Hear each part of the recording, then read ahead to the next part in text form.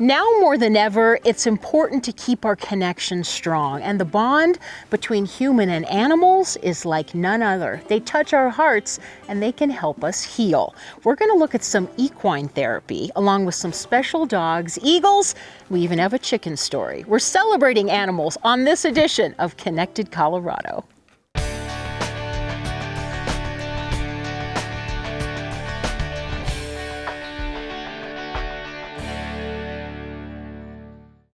Hi, I'm Wendy Brockman at Operation Equine at Colorado Equine Specialists. They do some amazing therapeutic work here with the horses, with veterans, first responders, and more.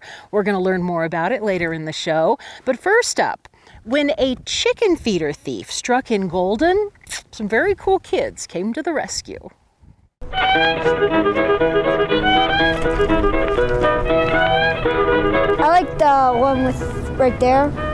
Kind of like what it looks like after you've roasted a marshmallow, kind of. 17 heirloom chickens, the same types of chickens that would have been found in the Golden area in the mid-1800s, call the Clear Creek History Park home. And feeding the chickens is a popular pastime.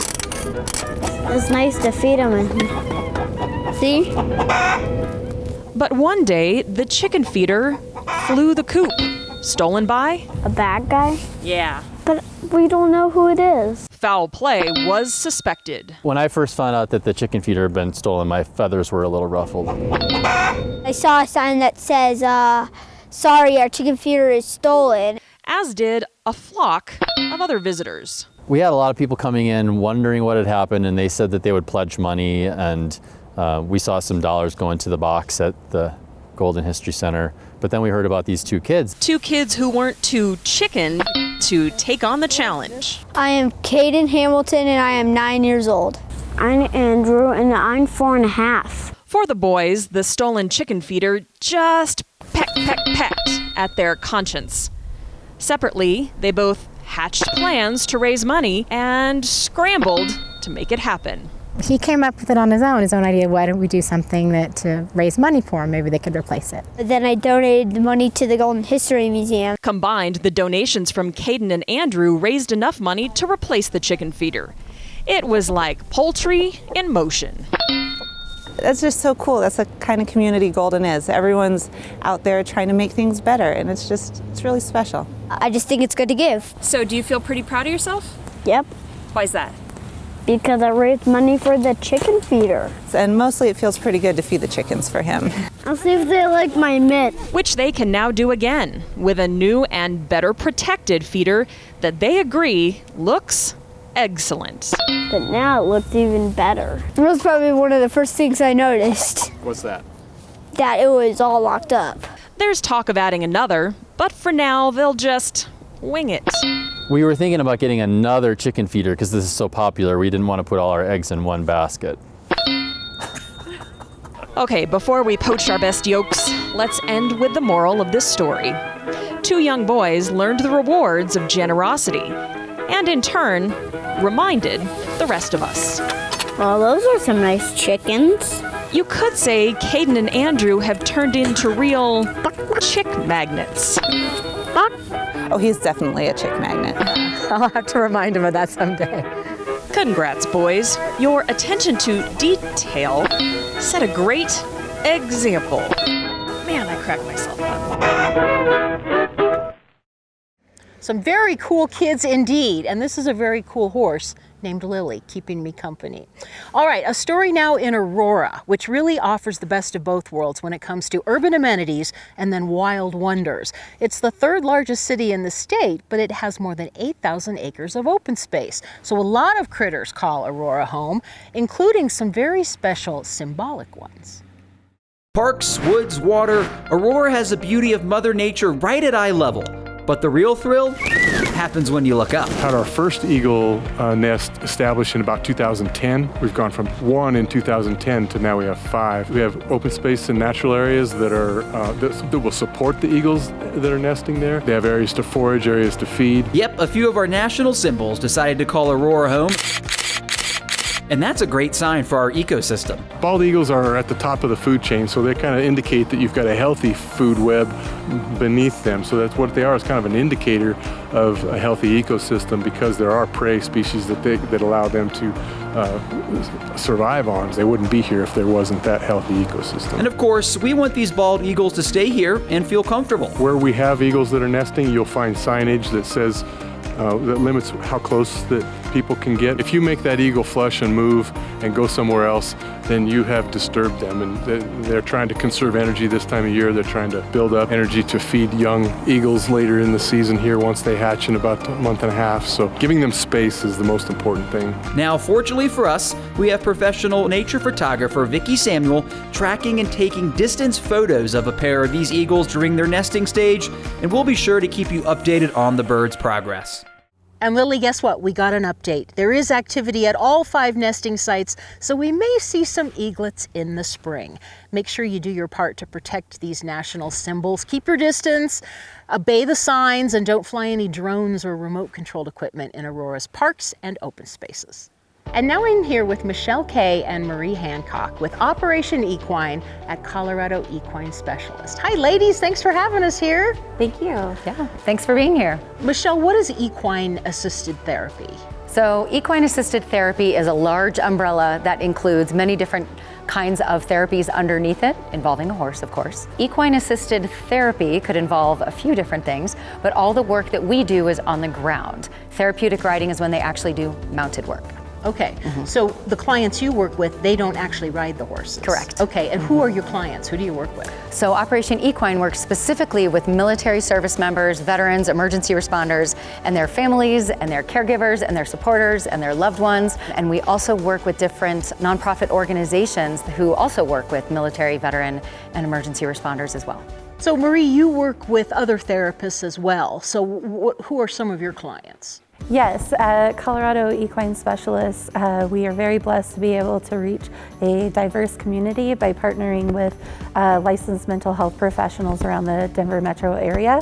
We've worked with many different communities, the intellectual and developmentally disabled community. We've worked with the LGBTQ community, the BIPOC community. We've had nursing homes come out and terminally ill children from Children's Hospital come out, and then very blessed to work with our military first responders and frontline healthcare workers as well. Okay, wow. With Operation Equine. A lot of different types of people that have different types of issues. So if they're not riding the horses, how does that therapy work? Simply the act of standing next to a horse and breathing and having it be quiet and having them self-regulate their own breathing and slow down their own heart rate, relax their jaws, relax their shoulders, and just the simple act of grooming a horse can bring their heart rate down, can make them chuckle, make them unlock their knees, and make them ground in a different way than they might out there in the world where it's busy and it's loud and there's way too many things going on at a time. And so horses are also, excuse the expression, natural BS detectors. And so if we are saying one thing and feeling another, or saying one thing and doing another, the horse is going to be the first one to detect that and bring that to our attention in sometimes not such a subtle way. So they will generally let us know in one way or another. They will act in such a way that makes us think, okay, is that really what's going on for you? How's that really working for you? And so the minute they take a deep breath, kind of shake their heads and chuckle and say, you know, actually, I think I'm a little bit more nervous than I thought I was gonna be. The horses are a lot bigger than I remember them being, or it's been a long time since I've been around a horse. The horse will then respond differently. Sometimes they'll lick and chew, they'll take a deep breath. And so then we're able to start from a more honest place in the conversation. Out here we practice the EAGALA model, which stands for Equine Assisted Growth and Learning Association. Within that model, again, there's the 2 experts in their field. There's a licensed mental health professional expert in their field and the equine specialist expert in their field. Together we co-facilitate a very ethical, professional, and educated practice. But more importantly, I think it's that the horses are at liberty, which means they're free in the arena to be able to make their own choices and decisions and really connect with our clients that come out. Horses are sentient beings, meaning they have their own emotional thoughts and feelings. And so we allow them in the arena to be able to be themselves and engage in their own life experiences that they've had with the client that comes out. The client is able to really just be grounded in the moment and really just take in what the horses are communicating with them on where they may need to find area of growth within their own lives. What is it about horses that make them so good in a therapy session? So horses are herd animals. Being in the herd, they definitely will look out for each other. They always have each other's back, but also horses live in the moment. I think a lot of us don't do that. We're often in our heads, either about our future or our past. Horses will teach you to just live in the moment. So the horse teaches you to become more intuitive. Absolutely. Okay. Oh, I love that. Yeah, if you're paying attention and you're open to it, absolutely. And how do the other animals out here help? Well, they're really cute and fun. The turkeys help with healthy boundaries. They're very expressive with their bodies and with their energy and their intent. Especially for individuals that come out that don't see those animals often, it just kind of creates a more warm, welcoming, safe environment, I think. We have goats. We have a pig named Samson, mini chickens, mini turkeys. We also have therapy cats. Describe the kind of work that you're doing with Yoshi. So Yoshi came to us from Fort Carson, and we've been doing some leadership work with him. Because he grew up with horses and he feels very, very comfortable with animals, it's been really wonderful to watch him evolve in his work with the horses. He's becoming a wonderful leader, improving communication skills. I have permission from Yoshi to share an experience, is that he was looking at his career trajectory, and he was looking at some leadership, and he was kind of struggling with something. And so we had him do an exercise to walk with intent. This is a huge indoor space, and we said, okay, we want you to start walking around this arena with purpose. Like, really think about who you are, who you want to be from the inside out. What is your career trajectory? When you think of yourself in a certain way, whether it's a certain rank or it's a certain position, put that in your whole body and walk around the arena with that in your body. And before, the horses had just been kind of milling about and doing their thing and kind of scratching and hanging out. And I kid you not, the minute he started walking around this arena with that in his body, next thing you know, the horses are literally trotting around the arena, following him. It's like, oh, who's that? What's going on? We want to hang out with him. Next thing you know, they're cantering around the arena. And so he picks up his pace, they pick up their pace. And so it was that immediate feeling, that visceral experiential feeling of like, oh, this is what happens when I'm feeling empowered, when I'm feeling confident, when I am absolutely feeling like this is who I want to be, this is where I want to go. I have a vision, I have a mission, and I know how to get there. And the horses are like, yeah, that's who we want to hang out with. And so just that experience of that was really, really beautiful to watch and experience. Is there anything else you want people to know about what you guys do here? Come try it. Sometimes for some of our participants, this is the first time that they've actually shared some intimate moments in a while. Even just in the grooming and the nuzzling, and the horses are nibbling on them and they find their scratchy spot. A lot of people say, well, gosh, I'm scared of horses, I can't come do that. That's okay. Fear is okay. As long as you're honest about it, you can be as scared as you want. Say, I am terrified and I don't know that I'll get within 5 feet of a horse today.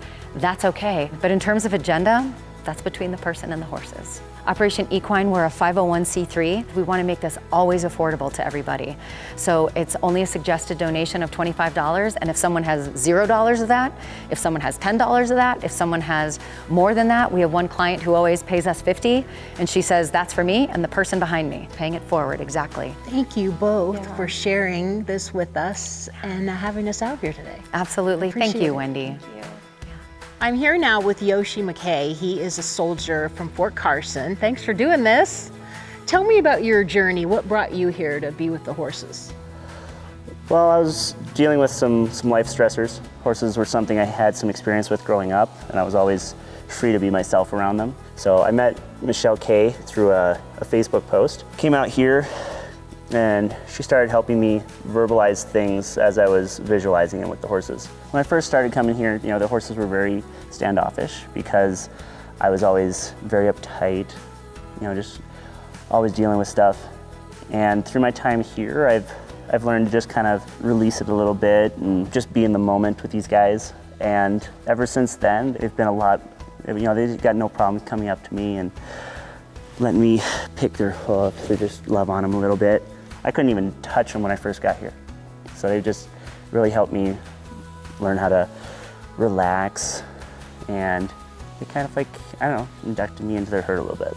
Yoshi, thank you for sharing your story with us. This, by the way, is Shelby. She is a rescued Mustang and also one of their therapy horses. 4 years ago, she wouldn't even allow human contact, so she's come a long way as well. Well, now on to another Shelby, a very special dog that's helping the Denver Police Department connect with their community. People ask, well, what is a therapy dog? What does that mean? And I kind of explain it as she's a support tool. So she is a tool that we use to engage people, to start conversations, to help us build trust, to put people a little bit more at ease. I'm Officer Teresa Gillian, District 6 Community Resource Officer, and I'm Shelby's partner. So I was chosen to pilot this program based on my interest in the program and the legwork that we at the District 6 level had started in 2019. We got funding for Shelby through the Denver Police Foundation. Not only did they purchase Shelby, but they paid for the 2-day training course that I received in California. The short-term goals are to increase community partnerships, specifically in our persistent violent locations and in the school districts. Shelby and I do a lot of outreach, particularly the alternative schools.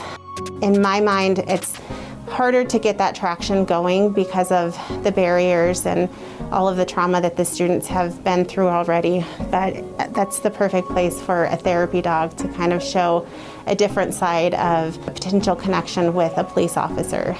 Most of the times when kids see us now that we're not in the schools, it's when something bad has happened, something traumatic, somebody got hurt or somebody's going to jail. And so that harbors a lot of negativity. And this program helps us to establish more positive bonds that drives home the fact that the kids and the community, they're part of our community and we're a part of theirs. So using a dog in that sense as a support is a perfect tool for us to be able to reach those populations that normally wouldn't interact with us. She was originally lined up to be a service dog. She was repurposed at about 14 months because of her people-centered, outgoing nature. She couldn't stay with her handler and stay focused on that one person. She just wanted to say hi to everybody. She's very sweet, and I think that's something that to have beside a police officer is very important and impactful because it makes people take a step back. When she interacts with people who are a little bit more apprehensive but are looking at her, she will make eye contact and she'll shake her tail. So, that's kind of that friendly, inviting body language that a dog can give to a human that, yes, it's okay, you can pet me. Next thing you know, 5 or 10 minutes has passed and they walk away smiling, and that's an encounter that we would have never been able to have beforehand. After the end of our workday, Shelby comes home with me, gets to be a part of our family, and she gets to play and chew on bones and do all that fun stuff that dogs like to do. One of her nicknames at home is Princess Bigglebottoms because when she wants to say hi, when she gets excited, her whole body shakes. On the days that we go to work, she gets very excited. I pull her harness out and she starts jumping up and down because she knows that she has a job and she gets to go to work. She has enriched my work life in the sense of whenever we have a positive experience with a community member or a police officer, I'm on the other side of that leash. I've seen officers light up with her. We come to work and some days are just really, really tough. And when you have that over and over, it gets heavy. I think one of her favorite things is just loving on the officers and how excited they get when they see her. And then that they walk away and the next call that they go to, they're gonna be less stressed and just in a better place mentally. And I think you can't put a price tag on that. You just, our citizens deserve that and our officers deserve to be able to be less stressed. One of the sweetest moments that I've seen, we were working a Denver Broncos game. A lady came up, she asked if she could hug the dog. So she gets down on her hands and knees and hugs onto Shelby for an extended amount of time. And Shelby just, wagged her tail and hugged the lady back, and the lady started crying. And she said, "Thank you so much for being here. My husband just died." And that was just one of those right place, right time moments where she was going through a very, very challenging time in her life, and Shelby was able to be there for her and to help comfort her. Hopefully, in the long term, we'll be able to expand this program into more districts in the city of Denver so that more of our communities can experience the same benefits that we're seeing here in District 6. Our goal is not to change the world, but we can try. Our outreaches are all intentional with where we go and why we go there. So I know it's going to make a difference, and I know over long term we're going to see some of those seeds of hope and joy and love that we're planting in the community. Those are going to blossom into beautiful flowers that are going to make our community stronger. Check out Thor here. He's one of the turkeys on the farm. You know something else that's therapeutic? Going on a nice walk with your turkey or your dog. And from Wheat Ridge, some tips to make sure things go well for everyone on the trail. I'm Wheat Ridge Police Officer Rachel Miller on the Clear Creek trails today, reminding residents and visitors how to stay safe on the trails. Remember, we do have a speed limit of 15 miles per hour for bikes on the trails. This helps keep all of our users safe. Remember to warn those in front of you that you are coming by using a bike bell, saying "on your left," or even just saying "good morning" as you get close. Keep one earbud out as you walk, run, or bike. This way you can hear if someone is approaching from behind you. All dogs in Wheat Ridge must remain on a leash unless you're in a designated off-leash dog park.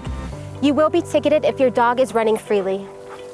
Dogs off-leash are at risk of being injured by another dog or wildlife. Just because your dog is friendly, that doesn't mean other dogs using the trail are well socialized. By allowing your dog to be off-leash, you are not only breaking the law, you are endangering dogs and their owners. Always, always pick up after your dog. We don't have a poop fairy here in Wheat Ridge.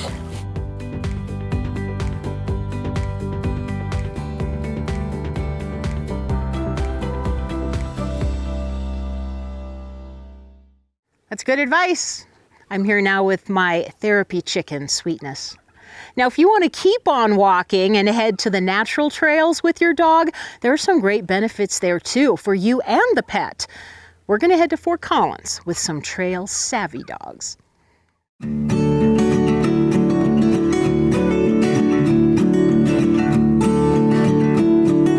When you set out to visit your favorite Fort Collins natural area, don't forget to bring along your best walking companion, your dog. Fort Collins has over 40 natural areas to choose from, and many of them are dog friendly. Hi, I'm Amber Kwan, and welcome to this mini-series all about recreating with your dog in Fort Collins natural areas. I'm a professional dog trainer here in Fort Collins, and I'm going to be your trail guide for this unique and personal adventure. This is Jamie. He's 5 months old, and he's going to be helping us demonstrate the beginning pieces of learning to be an awesome trail dog throughout this video series. There are lots of great benefits to visiting a natural area with your dog. The first is to help you and your dog build a trusting relationship. As we know, human friendships develop through spending time together doing things you both enjoy. Relationships between humans and dogs develop the same way. Time spent on the trail together is great for building rapport with your dog. A second benefit to visiting a Fort Collins natural area with your dog is the opportunity to practice good manners and trail skills along the way. Practice makes perfect, and giving your dog consistent practice opportunities will make their manners top-notch. Finally, the third benefit of visiting natural areas with your dog is the physical and mental health benefits that being outdoors provide. Doctors across the country have started to prescribe time outdoors to reduce stress and improve overall fitness. This applies to you and to your dogs. Here's a fun fact. A recent university study involving dogs showed health benefits related to sniffing. Yes, sniffing. And of course, natural areas have lots of great natural smells. So, lots of great reasons to get outside together. Whether it's a foothills hike or sniffing the flowers along the Poudre Trail, you and your dog deserve a healthy outside time together. Check out the next video in our series to better understand where to go, how to plan your visit, and how to have a safe and fun natural areas visit with your dog. If you want to see more of the Trail Savvy Dog series, head to YouTube and search for them on the Fort Collins page. Up next, the story of a dog nicknamed RTD. When the abandoned little fellow made his way to Broomfield on an RTD bus, he didn't know the amazing community he was choosing. Thanks, that is, to Broomfield Police Animal Services officials and some great volunteers.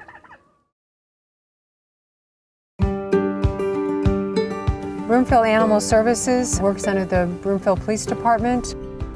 So I was called out on an animal in custody. I got a report that a small dog had jumped onto an RTD bus. When I arrived, I met with the driver and I looked on the bus. There were no passengers on the bus, just this one little dog, a little poodle, a cockapoo that was sitting there. The bus driver explained to me that he saw the dog running loose in the intersection during rush hour. His door happened to be open. The dog jumped up into his bus and the dog made himself at home right there in the bus and was no problem to any of the passengers. I went ahead and took custody of the dog. I did scan it for a microchip. It did have one. So I went ahead and impounded the dog at our kennel, called the microchip company, got the name of the owner and a phone number. However, when I called the phone numbers, they were no longer in service, both phone numbers. Awesome dog, just a real nice temperament. Just would kind of look off into the distance like, you know, this was a great adventure. When I took custody of the dog, I noticed that it was severely matted around its feet, its tail. It's badly matted, like it hadn't been groomed in a long time. I knew that would be uncomfortable for the dog. I did take him to the Dirty Dog here in Broomfield. They have done volunteer work here in Broomfield for animals. We had taken other severely matted dogs there in the past for cases that we worked on. We are the Dirty Dog Grooming in Broomfield, Colorado. We love doing these rescue dogs that Broomfield Animal Control brings into us. It feels good to turn them around and make them look really good. I think it helps in the adoption process when somebody can see a dog as they really are. And that's our biggest thing, is finding these dogs homes and having a good grooming job on them and making them look cute really helps in that process. After the dog was groomed, I took him back to the kennel, hopefully waiting to hear back from the owner. We did not hear back from an owner, so I transported the dog to the Boulder Humane Society. It's been about 4 days now since I took RTD over to the Humane Society of Boulder Valley. I did talk to the staff over there at the Humane Society and found out today that he's already been rehomed to a new home. So that made me feel great. A lot of the dogs that we encounter do and pick up as strays, it's kind of a quick turnaround. They do go back home, and that's part of why we do this job, and it's very rewarding. Our motto is promoting responsible pet ownership. By being a responsible pet owner, you in turn make our community a great place to live. There's been numerous times that Broomfield Animal Services have actually paid for the grooming out of their own pocket.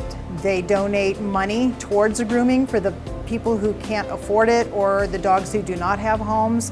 And I've been really impressed with that, and that's why I like to help out, and that's motivation for me, that they're willing to do this on their own. Partnerships we have in the animal world with people like the Boulder Humane Society and the Dirty Dog, the vets here in the Broomfield area. It's all a part of us caring for these animals and their welfare.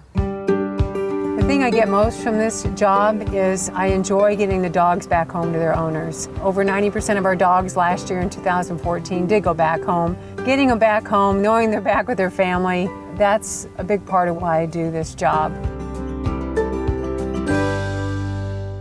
We love those happy endings. Samson's happy too. Look, he wags his tail just like a dog. We want to thank Operation Equine at Colorado Equine Specialists for having us out here today, and we hope you get a chance to connect with some animals too. Thanks for watching. We'll see you next time on Connected Colorado.